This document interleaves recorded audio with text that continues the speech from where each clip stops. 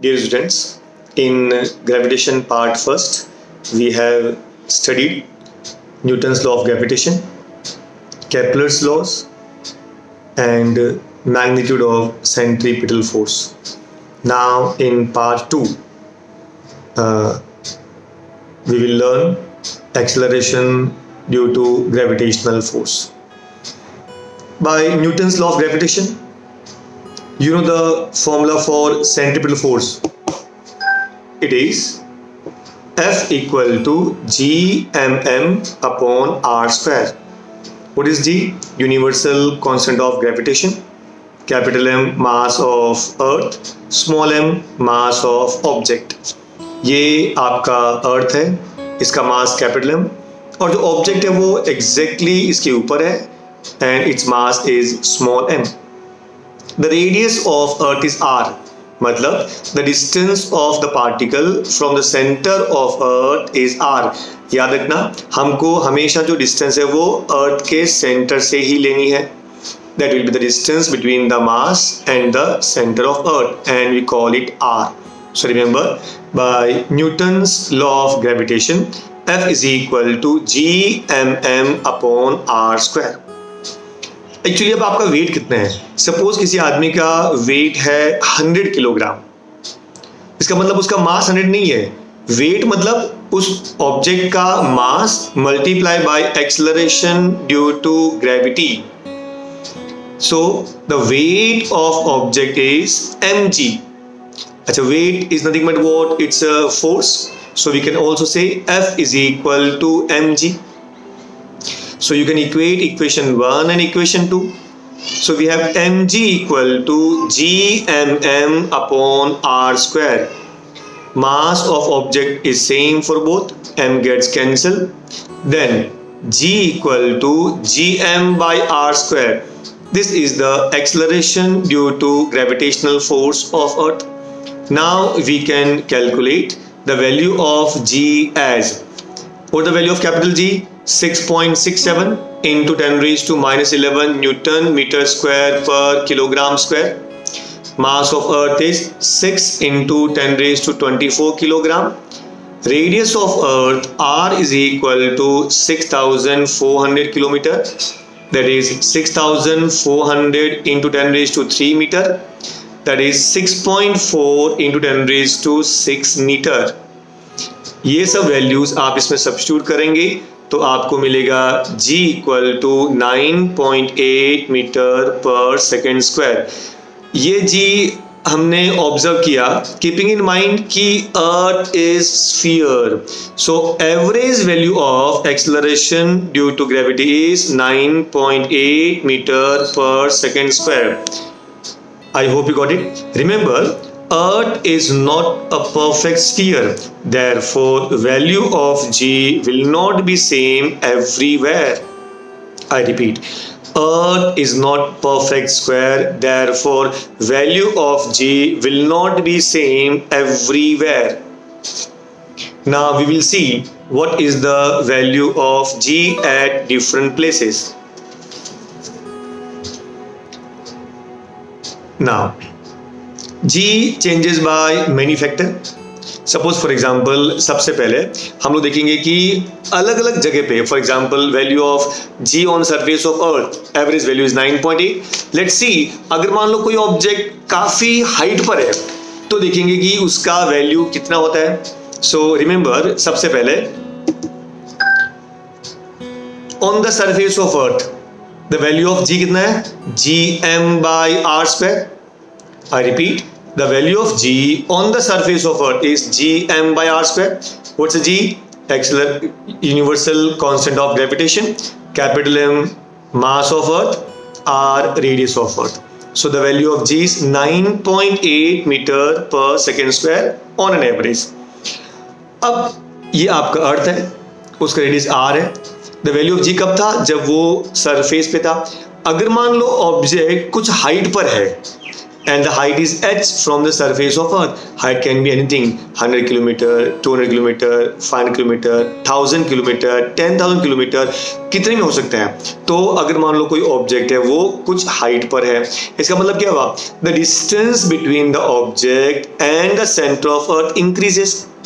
पहले object surface पे था तो डिस्टेंस r था, अभी जो ऑब्जेक्ट है वो हाइट h पर है, so total distance between the object and centre of earth will be r plus h. So we can say at height h the value will be, उसको हम नाम देंगे gh.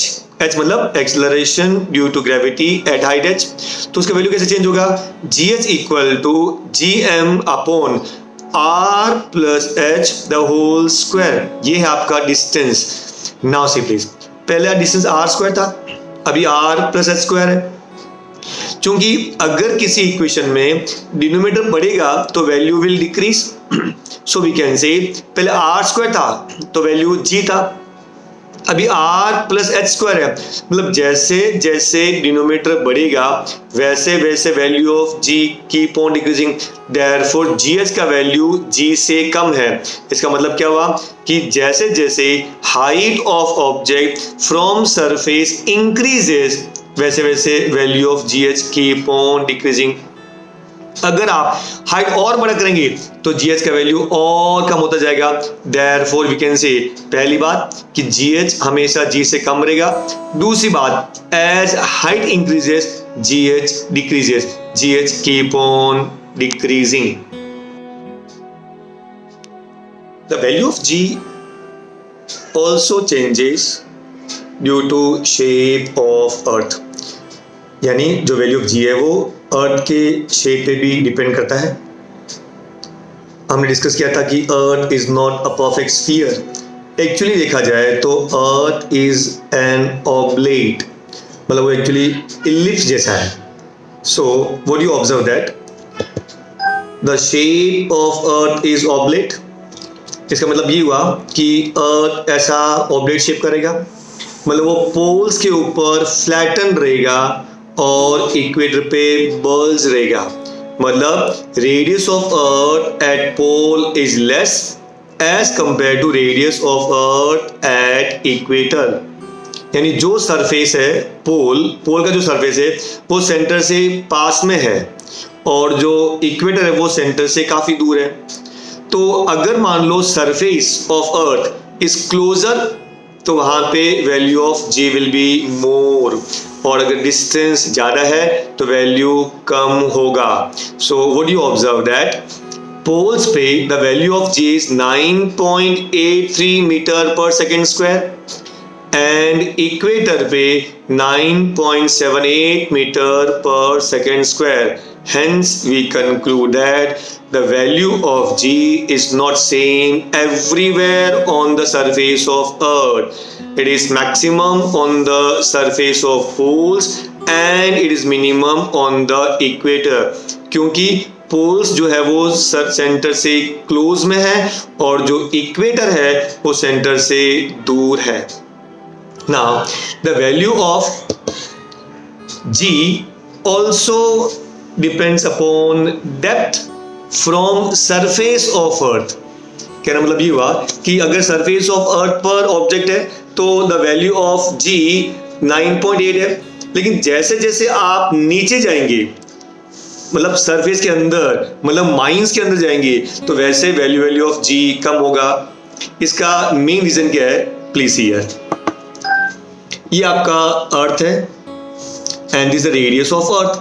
अगर आप सरफेस ऑफ अर्थ पर है तो कैन यू से दैट ये पूरा अर्थ आपको अट्रैक्ट करेगा, पूरा अर्थ आपको अट्रैक्ट करेगा. लेकिन आप जैसे जैसे माइंस में जाएंगे, सपोज फॉर एग्जांपल आप यहां पर है, इसका मतलब क्या हुआ कि ये नीचे वाला पार्ट को इधर अट्रैक्ट करेगा और अर्थ का अपर पार्ट आपको इधर अट्रैक्ट करेगा. That means your weight will be less at this point. I repeat, please try to understand. अगर आप सरफेस ऑफ अर्थ पर हैं तो पूरा अर्थ आपको अपनी तरफ अट्रैक्ट करता है, पूरा अर्थ। लेकिन जब आप यहाँ पर है एट सम डेप्थ, तो क्या होगा कि जो नीचे वाला पार्ट है वो नीचे की तरफ अट्रैक्ट करेगा और ऊपर वाला पार्ट है वो ऊपर की तरफ अट्रैक्ट करेगा, and therefore resultant force on the body will be less, and therefore the value of G will keep on decreasing। आप अज्यूम करो कि सपोज आप सेंटर ऑफ अर्थ पर हैं तो क्या होगा, the value of G will B 0, क्योंकि एक पार्ट से जो फोर्स अट्रैक्ट करेगा दूसरे पार्ट वाला फोर्स को एग्जैक्टली ऑपोजिट डायरेक्शन अट्रैक्ट करेगा, and therefore resultant force on the object is 0, and therefore at the centre of earth the value of G will B 0।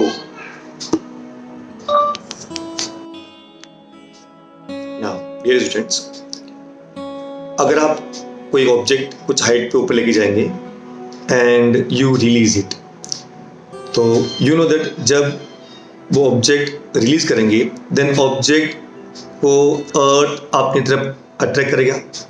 जब उसको अपनी तरफ अट्रैक्ट करेगा तो उसका स्पीड बढ़ेगा, क्योंकि अर्थ एक्सर्ट्स फोर्स एग्जर्ट किया तो force is equal to mass into acceleration. तो ऑब्जेक्ट का मास है और उसका एक्सेलरेशन है 9.8 मीटर पर सेकेंड स्क्वायर। इसका मीनिंग ये हुआ कि every second the speed of object will increase by 9.8 metre per second. इसका मतलब पहले सेकेंड में उसका स्पीड कितना होगा, 9.8 मीटर पर सेकेंड में। दूसरे सेकेंड में उसका स्पीड क्या होगा, उसका double, 2 into 9.8 that is 19.6 meter per second.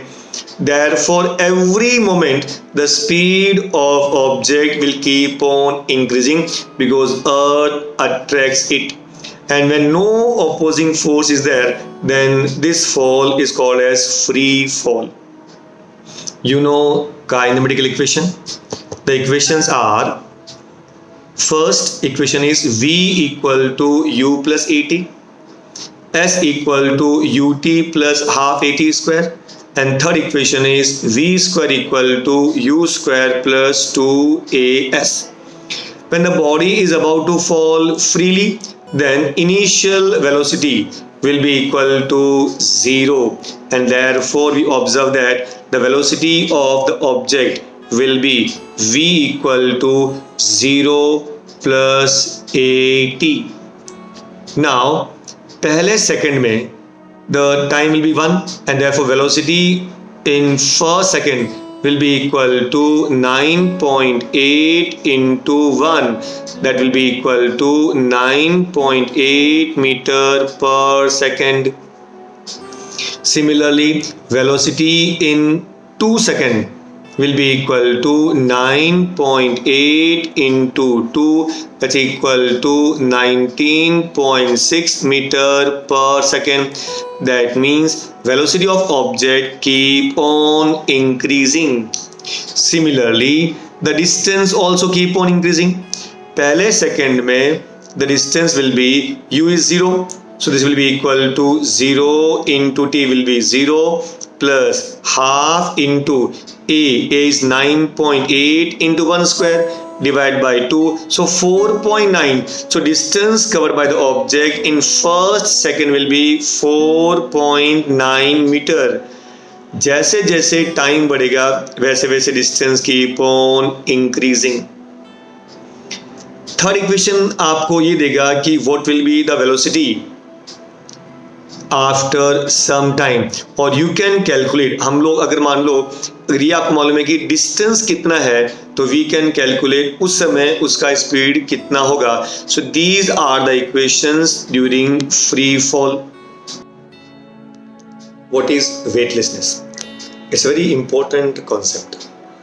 कभी आपने देखा कि अगर आप जाइंट व्हील में जब आप झूला खाते हैं तो एकदम टॉप मोस्ट पॉइंट पे पहुंचने के बाद जैसे नीचे आते हैं देन आपको ऐसा फील होता है कि आपके अंदर वेट नहीं है। इवन जाइंट व्हील में सम पीपल स्क्रीम, गर्ल्स तो पूछो ही मत, एकदम जोर जोर से चिल्लाती है, उनकी ऊपर की सांस ऊपर, नीचे की सांस नीचे।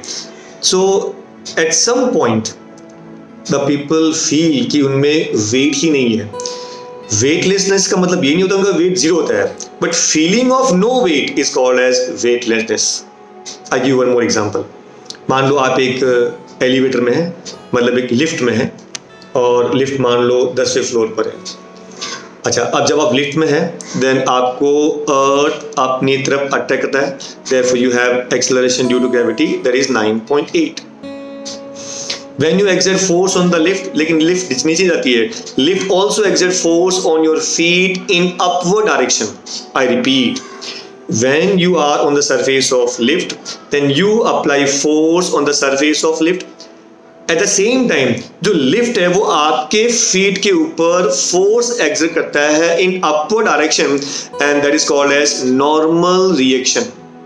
आई repeat, the force exerted by surface of lift on your feet in upward direction is called as normal reaction. So you are at stationary position, क्योंकि जितना फोर्स आपने एग्जर्ट किया लिफ्ट के सरफेस पे, उतना ही लिफ्ट ने फोर्स एग्जर्ट किया आपके फीट पे इन अपर डायरेक्शन। अब मान लो लकीली लिफ्ट टूट गई, सॉरी अनलकीली लिफ्ट टूट गई, तब क्या होगा? You along with the lift will be the free falling bodies.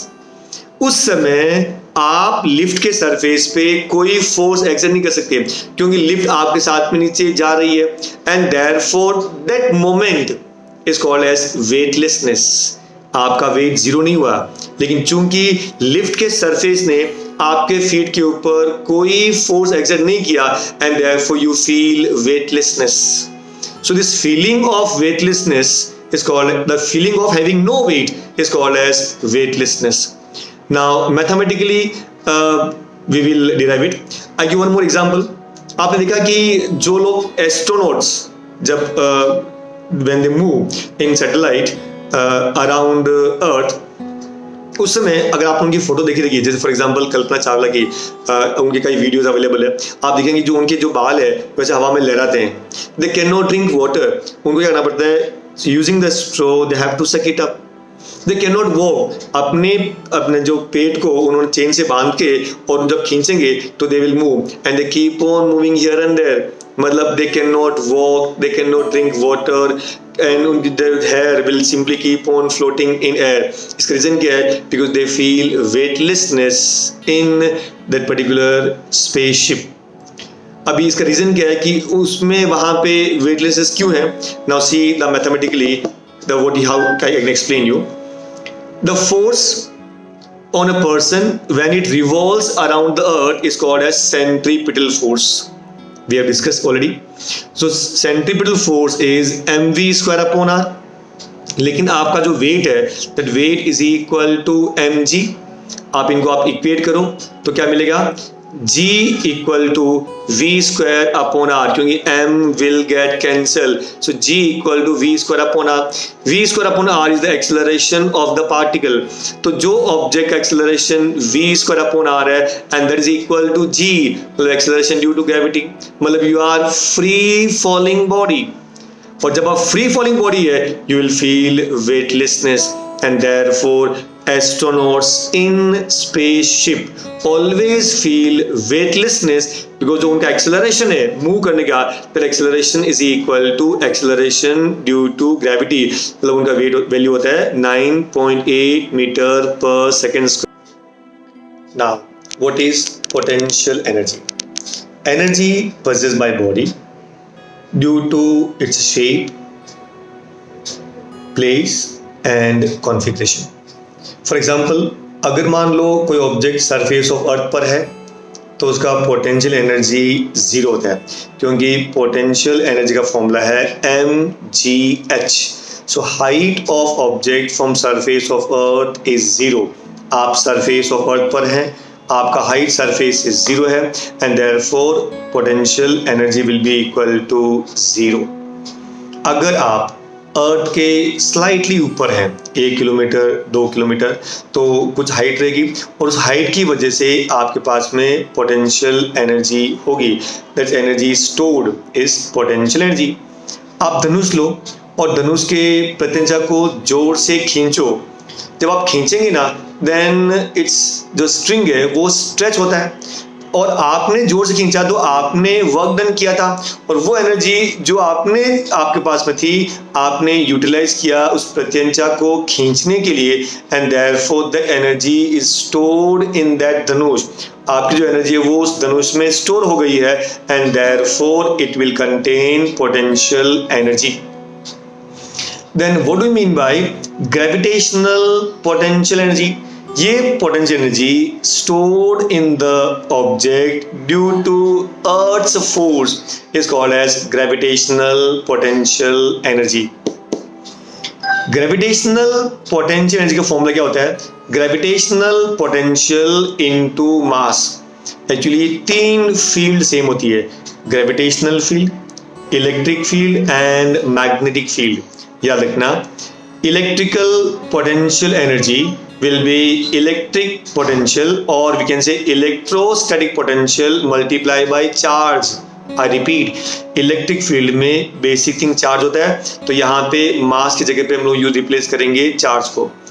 Magnetic field में मास की जगह पे होगा pole strength, so magnetic potential energy will be magnetic potential multiplied by pole strength। ये बात आपको याद रखना, क्योंकि 11th science and 12th science के अंदर आपको ये तीनों फील्ड आएंगी, and we have to compare all the three fields. And the most important thing है कि अगर आपको एक ही फील्ड के फॉर्मूले याद है तो आपको तीनों जगह पे वो फॉर्मूले यूज कर सकते हैं, केवल तीनों जगह पे कांस्टेंट अलग अलग रहेंगे, जो हम लोग बाद में when we'll study electrostatics and magnetic field, then definitely we will discuss all these things in detail.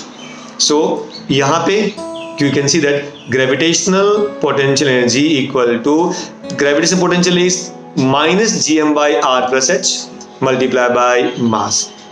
अब देखिए, अगर मान लो आप इंफिनिटी पर है, इंफिनिटी मतलब क्या हुआ, this distance is very very large, अगर इंफिनिटी हुआ तो something upon infinity is zero, and therefore we can say gravitational potential energy is zero. So at infinity, I repeat, किसी चीज को अगर आप वैल्यू एकदम हाई उसे डिवाइड करेंगे ना तो वैल्यू कम होता है, और बढ़ेगा तो ये वैल्यू और कम होगा।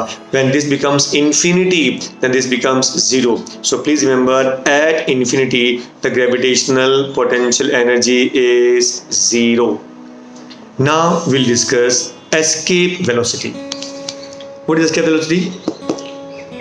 For example, अगर मान लो हमने ऑब्जेक्ट को ऊपर की तरफ फेंका, याद रखना जब आप ऑब्जेक्ट को ऊपर की तरफ फेंकेंगे तो उसका वेलोसिटी कम होगा, जब वेलोसिटी कम होगा मतलब velocity will decrease, and therefore acceleration due to gravity will be negative.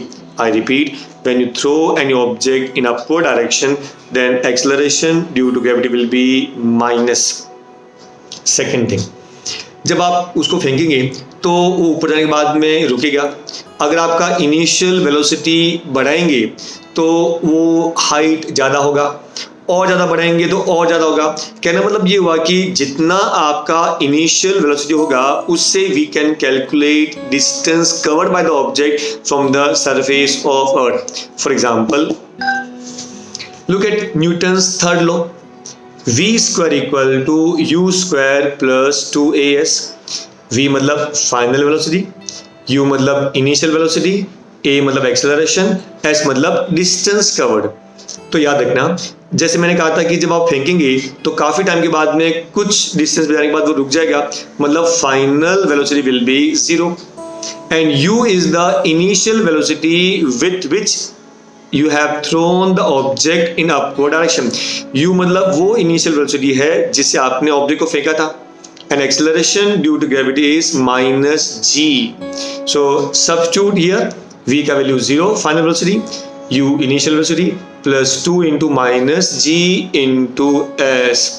Now ये जो माइनस वाला पार्ट है आप यहाँ लेके जाएंगे तो प्लस में हो जाएगा, so 2gs is equal to u square. अगर आपको s चाहिए तो 2g को यहाँ पे डिवाइड करना पड़ेगा, so s is equal to u square upon 2g। In this way we can calculate the distance covered by the object depending upon the initial velocity। लेकिन एक्चुअली एस्केप वेलोसिटी क्या होता है? It is the minimum velocity given to an object so that it escapes from earth's gravitational influence. मतलब जो gravitational influence को escape करके चले जाएगा, उतना इनिशियल वेलोसिटी जो आप किसी ऑब्जेक्ट को देंगे, that is called as escape velocity. Remember, escape velocity of object from the surface of Earth is 11.2 kilometer per second. ये आपको वैल्यू याद रखना है. It doesn't depend upon any angle. I repeat, the escape velocity of object from surface of Earth is 11.2 kilometer per second.